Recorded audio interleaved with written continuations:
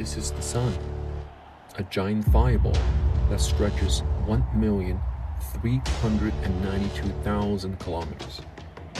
If this number does not mean anything to you, how about the fact that you could line up 109 Earths across the Sun? The Sun is massive. It contains more than 99.8% of the total mass of the solar system. The Sun is hot. The average surface temperature is about 5,500 degrees Celsius, and the core temperature is 15.6 million degrees Celsius. This is the structure of the Sun. The inner layers are the core, radioactive zone, and convective zone. The outer layers are photosphere, chromosphere, transition region, and corona. The solar energy comes from the core of the Sun. Due to the immense pressure and temperature in the core, the nuclear fusion takes place. Then the energy transfers through the radioactive zone in the form of electromagnetic radiation as photons. Eventually, photons will reach photosphere, which is Sun's outer shell. Here, we can observe some ferocious activities in the atmosphere of the Sun. Solar flare, for example, is a sudden flash of increased brightness on the Sun. It occurs when accelerated charged particles, mainly electrons, interact with the plasma medium. However, most of the energy is spread over frequency outside the visual range, and so the majority of the flares are not visible to the naked eye and must be observed with special instruments. Flares occur in active regions around sunspots.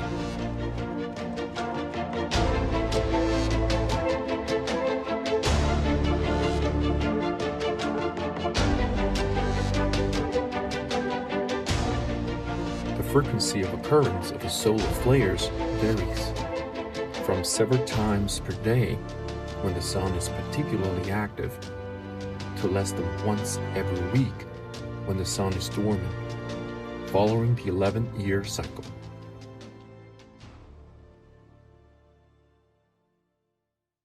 Scientists use sunspots to track solar cycle progress. On the left, it is the solar minimum observed in December 2019. On the right, it is the solar maximum observed in April 2014. In 2020, a new solar cycle has begun. Besides solar flares and sunspots, we can also observe solar prominence in photosphere. This large and bright plasma starts from photosphere, passes through chromosphere, and extends outwards into solar corona. A prominence forms over time scales of about a day and may persist in the corona for several weeks or months, looping hundreds of thousands of kilometers into space. Some prominences break apart and may then give rise to corona mass ejections. Corona mass ejection, CME, is a significant release of plasma that can disturb the satellites and communication signals traveling around the Earth.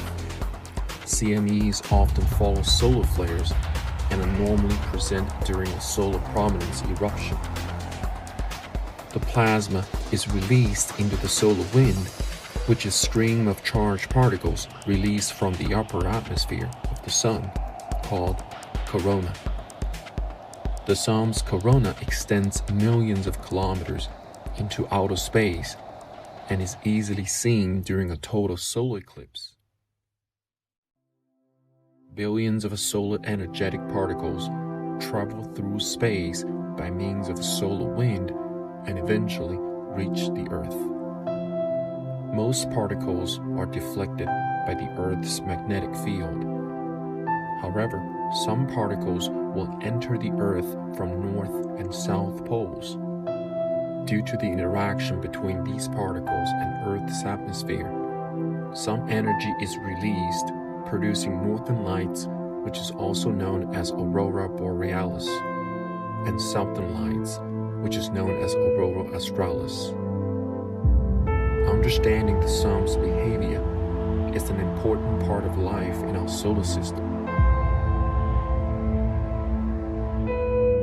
Humans have made different space missions to study the sun in the past few decades. One of the successful missions by NASA is the Solar Dynamics Observatory, which was launched on February 11, 2010. 0 and ignition and liftoff of the Atlas V with the Solar Dynamics Observatory. SDO mission is helping us understand the sun's influence on Earth. It opened its eyes to the sun on March 30, 2010, and has watched it ever since.